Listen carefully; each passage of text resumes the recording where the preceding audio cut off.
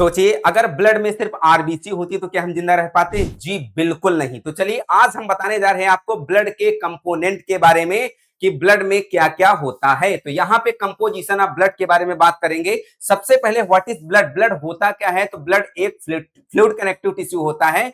इस ब्लड में क्या क्या होता है? तो ब्लड में प्लाज्मा होता है और ब्लड में फॉर्म्ड एलिमेंट होते हैं। तो ब्लड में प्लाज्मा 55% होता है, पूरे ब्लड का 55% प्लाज्मा होता है और पूरे ब्लड का 45% फॉर्म्ड एलिमेंट होता है, जिसको हम लोग ब्लड सेल्स के नाम से भी जानते हैं।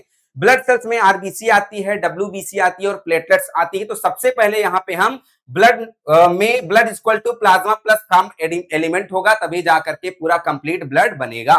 तो सबसे पहले यहाँ पे हम पढ़ने वाले हैं प्लाज्मा के बारे में। तो प्लाज्मा एक एक्स्ट्रा कलर्ड फ्लूइड होता है जो कि पूरे ब्लड का 55% होता है। ब्लड में पूरे ब्लड में 55% प्लाज्मा होता है। उस 55% प्लाज्मा में 91 to 92% वाटर होता है, 6 to 8% प्रोटीन होता है और 1 to 2% अदर सोल्यूट्स होते हैं।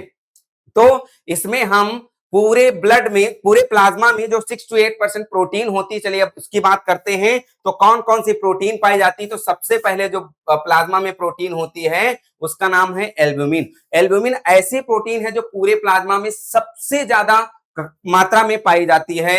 तो ये करती क्या है? मोस्ट एबंडेंट प्लाज्मा प्रोटीन होती है, पहली बात। सेकंड वन, ऑस्मोटिक प्रेशर को बैलेंस करती है और थर्ड वन ये है, ये हेल्प करती है transport various substances.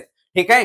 Second one जो प्रोटीन है वो है ग्लोब्यूलिन। ग्लोब्यूलिन ऐसी प्रोटीन होती है जो हेल्प करती है इम्यूनिटी में। ग्लोब्यूलिन तीन तरह की प्रोटीन होती है, alpha globulin, beta globulin and gamma globulin. जो गामा ग्लोब्यूलिन होती है वो बिल्कुल एंटीबॉडीज की तरह एक्ट करती है। Gamma globulin function as antibodies. Third one जो प्रोटीन है उसका नाम है फिब्रिनोजन। ये ऐसी प्रोटीन है जो ब्लड क्लॉटिंग के लिए बहुत ही जरूरी होती है। अब हम लोग पढ़ेंगे अदर सोल्यूट्स कौन होता है प्लाज्मा में। तो प्लाज्मा में अदर सोल्यूट जैसे ग्लूकोज होता है, अमाइनो एसिड्स होते हैं, इलेक्ट्रोलाइट्स होते हैं। इलेक्ट्रोलाइट्स में कौन कौन सा होता है? सोडियम होता है, पोटेशियम होता है, कैल्शियम होता है, क्लोराइड होता है। ये सारे इलेक्ट्रोलाइट्स होते हैं। साथ ही साथ हार्मोन्स होते हैं, वाइटामिन होते हैं और यूरिया एंड यूरिक एसिड होता है। अब हम बात करेंगे फॉर्म्ड एलिमेंट की। प्लाज्मा की बात हम बात करेंगे फॉर्म्ड एलिमेंट की। तो फॉर्म्ड एलिमेंट जो होते हैं वो, इसमें तीन तरह की सेल्स होती हैं, RBC, WBC and platelets. RBC का दूसरा नाम इरिथ्रोसाइट होता है। ये सबसे ज्यादा ब्लड सेल्स पाई जाती है, 45% फॉर्म्ड एलिमेंट में सबसे ज्यादा आरबीसी पाई जाती। कितनी पाई जाती है? तो 5 मिलियन सेल्स होती पर एमएम क्यूबिक ऑफ ब्लड में। ठीक है।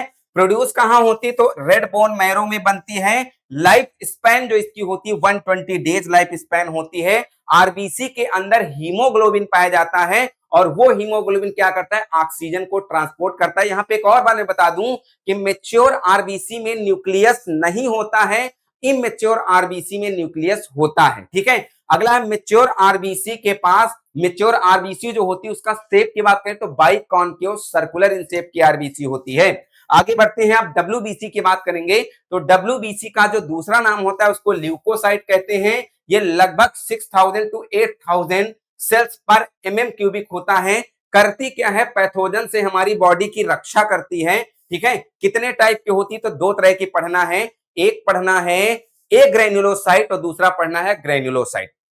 डब्ल्यूबीसी जो ए ग्रेन्युलोसाइट होती है वो दो तरह की होती है, इसमें लिम्फोसाइट और मोनोसाइट आएगा। ये ए ग्रेन्युलोसाइट की डब्ल्यूबीसी होगी और न्यूट्रोफिल, इवोसिनोफिल एंड बेसोफिल जो होगी ये ग्रेन्युलोसाइट की डब्ल्यूबीसी होगी। मतलब ऐसी डब्ल्यूबीसी जिसमें ग्रेन्यूल्स पाए जाएं वो ग्रेन्युलोसाइट्स होते हैं और ऐसी डब्ल्यूबीसी जिसमें ग्रेन्यूल्स ना पाए जाएं वो ए ग्रेन्युलोसाइट होती है। इसमें से दो डब्ल्यूबीसी आप याद रखना, एक न्यूट्रोफिल और एक मोनोसाइट। ये दो डब्ल्यूबीसी ऐसी होती हैं जो फैगोसाइटिक इन नेचर की होती हैं, मतलब बाहर से पैथोजन अगर आता है तो उसको मारने का भी काम ये दो डब्ल्यूबीसी करती। चलिए सबके बारे में जान लेते हैं। तो न्यूट्रोफिल्स का मेन काम होता है बैक्टीरिया को डिस्ट्रॉय करना। इओसिनोफिल का मेन काम करना है पैरासाइट और एलर्जीज के अगेंस्ट में फाइट करना।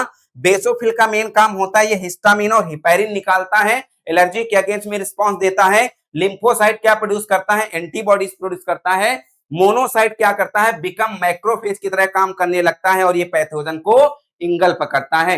अब हम लोग यहाँ पे देखेंगे प्लेटलेट्स के बारे में। तो प्लेटलेट्स का जो नाम होता है वो थ्रोम्बोसाइट्स होता है। कितना पाया जाता है? तो 1.5 to 4 लाख पर mm क्यूबिक में पाया जाता है। प्रोड्यूस होता है, कहां से बनता है? तो मेगा कैरियोसाइट से बनता है। मेन फंक्शन जो प्लेटलेट्स का होता है वो हेल्प करता है ब्लड क्लॉटिंग में और प्रिवेंट एक्सेसिव ब्लीडिंग में हेल्प करता है। तो उम्मीद करते हैं ब्लड का कंपोजिशन पूरा पता चल गया होगा।